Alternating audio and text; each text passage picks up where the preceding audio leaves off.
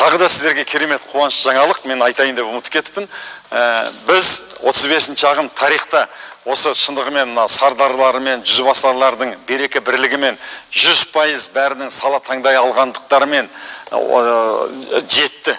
Тарихта қалатын болды. Біз үнемі санамызда тұрады. Есімде менің 18-ші ағым керемет болды, 26-ші ағым керемет болған. Сол сияқты 35-ші ағым шынымен керемет болды. Сіздермен мен мақтанамын. Бірге түскен суреттеріміз бар, соны іліп қоямыз. Біздің кейін музейіміз болады, кейін көріп, өздеріңізде мақтанып жүретін боласыздар. Екінші, сіздердің тарихта қалғаныңыз 35-ші ағым мына халықтың санасын улап жатқан, болашағымызды, ұрпағымызды улап жатқан қалаулымды жабуға көмектесті. Соны осы сіздердің ағымда сол видеоны түсірдік. Бәрлеріңіз шулап, қалаулым жабылсын деп қол көтердіңіздер. Және әлеуметтік желіде содан 600 мыңнан астам көрілім болғанына сіздер атсалыстыңыздар, туған туысқа тараттыңыздар, комментарий жаздыңыздар, лайк қойыңыздар. Соның арқасында кеше түнде мен жатқан кезде бір Нұрғали Нұртайұлы деген бір бауырым маған сүйінші хабар жіберіпті. Аға, міне президенттің көмекшісі Берік Уәли менің фейсбуктағы парақшама жауап ретінде міне халық қалап бұған жабылсын деген өтініш айтып жатыр екен.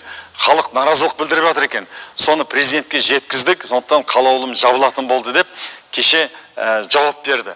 Бұл деген сөз, біз халық сұрасақ, талап етсе хан түйесін сояды дейді. Шынымен біз коррупция бар, анандай бір хабар дұрыс емес, тағы да бір көптеген келеңсіз жағдайды отбасында отырып күңкілдеп шешкіміз келеді. Болмаса көшеге шығып, айғай-шумен, бір соғыспен, төбелеспен шешкіміз келеді. Оның бәрін зайырлы түрде, сабырмен, халықтың береке бірлігімен бұзбай-ақ шешуге болады. Мына мәдениетті жолмен, цивилизованный жолмен, біз зайырлы мәдениетті жерде өмір сүріп отырмыз ғой, заманда. Цивилизованный путем дейді. Цивилизация, мына өркениетті жолмен шешуге болады екен. Бас жарылған жоқ, көз шыққан жоқ, төбелес болған жоқ, ешкімге нұқсан келген жоқ. Бірақ шешілді.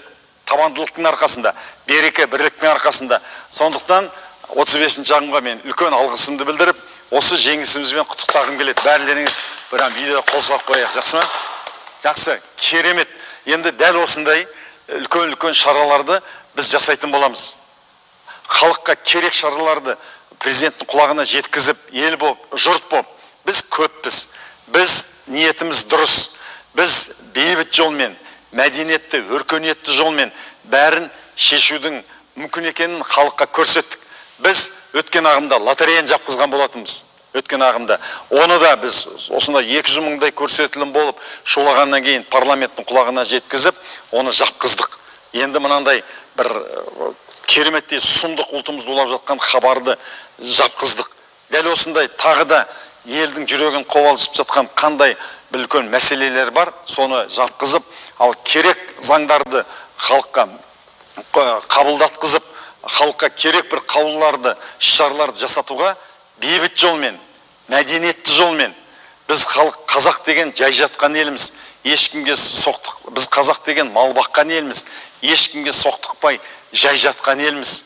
Еліміздің шетін жау баспасын деп, біздің рухымызды біреу баспасын деп, найзамызға күтаққан еліміз.